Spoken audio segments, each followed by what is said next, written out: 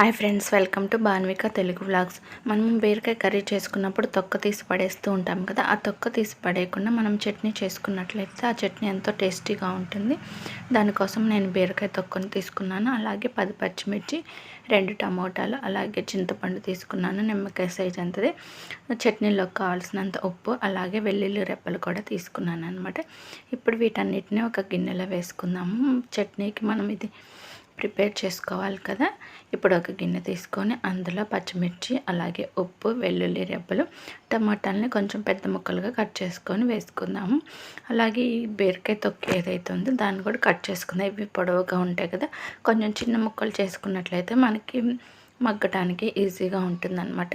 ఇవన్నీ కట్ చేసుకుని వేసుకున్న తర్వాత ఇందులోనే మనం కొంచెం జీలకర్ర, అలాగే ఇది మగ్గటానికి కావాల్సినంత ఆయిల్ వేసుకొని స్టవ్ మీద పెట్టుకొని మగ్గనిచ్చుకోవాలి. కొంతమంది సపరేట్గా వేస్తారా, నేను అట్లా ఏం వేయకుండా మొత్తం ఒకేసారి వేస్తున్నాను అనమాట. మ్యాక్సిమం చట్నీస్ అన్నీ నేను ఇట్లానే చేస్తూ ఉంటాను. ఇవన్నీ వేసిన తర్వాత స్టవ్ మీద పెట్టి మూత పెట్టి మగ్గనిచ్చుకున్నామంటే చాలా టేస్ట్గా ఉంటుంది. ఇది మీడియం ఫ్లేమ్లో మగ్గనిచ్చుకోవాలి, ఎందుకంటే కొంచెం హై ఫ్లేమ్ పెట్టామనుకోండి అడుగంటినట్లు ఉంటుంది. అదే మీడియం ఫ్లేమ్లో పెట్టినట్టయితే కనుక చట్నీ అనేది టేస్ట్ బాగా వస్తుంది, ఎందుకంటే ఈవెన్గా అన్నీ మగ్గుతాయి కాబట్టి. మనం ఈ చట్నీని ఇడ్లీకి, దోశలోకి, రైస్లోకి అన్నిట్లోకి తీసుకోవచ్చండి. చాలా టేస్ట్గా ఉంటుంది. ఎవరైనా ఇంతవరకు ట్రై చేయకపోతే కనుక ఒకసారి ట్రై చేయండి. అలాగే ఫస్ట్ టైం నా ఛానల్ ఎవరైనా చూస్తున్నట్లయితే ప్లీజ్ సబ్స్క్రైబ్ చేసుకోండి. చూడండి, మధ్య మధ్యలో మూత తీసి కొంచెం కలుపుకుంటూ ఉందాం, ఎందుకంటే చింతపండు అవి వేసాం కదా, అవి కొంచెం అడుగంటే ఇది ఉంటుందన్నమాట. మధ్య మధ్యలో అట్లా కలుపుకుంటూ ఉంటే మగ్గుతుంది. చూడండి, ఇక్కడైతే అయిపోయింది. ఇప్పుడు స్టవ్ ఆఫ్ చేసుకుందాము. ఇది చల్లారిన తర్వాత దీన్ని ఒక మిక్సీ జార్లో వేసుకొని మిక్సీ పట్టుకుందాము. మీ ఇంట్లో కనుక చిన్న రోలు ఉన్నట్లయితే రోట్లో కూడా వేసుకోవచ్చండి. ఇప్పుడు దీనికి పోపు పెట్టుకుందాం. దీనికోసం స్టవ్ మీద గిన్నె పెట్టి ఇందులో ఒక స్పూన్ ఆయిల్ అయితే వేసాను. ఆయిల్ హీట్ అయిన తర్వాత ఇందులో ఒక పోపు దినుసులు వేసుకుంటున్నాను. పోపు దినుసులు వేడైన తర్వాత ఇందులో ఎండుమిర్చి, కరివేపాకు ఉంటే కరివేపాకు వేసుకోండి. నేనైతే ఎండుమిర్చి వేస్తున్నాను.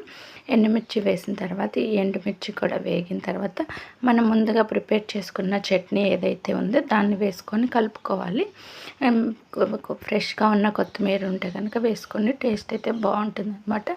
నేనైతే చట్నీ ఇందులో వేసుకున్న తర్వాత కొత్తిమీర తరిగి అయితే వేసుకున్నాను. ఇది కొంచెం ఆయిల్లో మగ్గనిస్తే ఆ ఫ్లేవర్ అనేది బాగుంటుంది, అలాగే తింటుంటే కూడా రుచిగా ఉంటుంది. ఇది ఫ్రిడ్జ్లో ఏం పెట్టుకోకుండా 2-3 డేస్ అయితే ఉంటుందన్నమాట. బీరకాయ తొక్కుని వేస్ట్గా పడేయకుండా ఇట్లా చేసుకున్నట్లయితే చాలా రుచికరమైన చట్నీ అయితే రెడీ అయిపోయింది. అలాగే ఇంట్లో కూడా అందరూ ఇష్టపడతారండి. మనం చెప్పే వరకు తెలియదు ఇది బీరకాయ తొక్కు పచ్చడి అనేది. చూడండి, చూస్తుంటేనే తినాలనిపిస్తుంది కదా. నాకైతే దీని టేస్ట్ అయితే చాలా బాగా నచ్చింది. ఇంతవరకు ఎవరైనా ట్రై చేయకపోతే కనుక ట్రై చేయండి. అలాగే ఈ వీడియోని లైక్ చేయండి, షేర్ చేయండి, కామెంట్ చేయండి.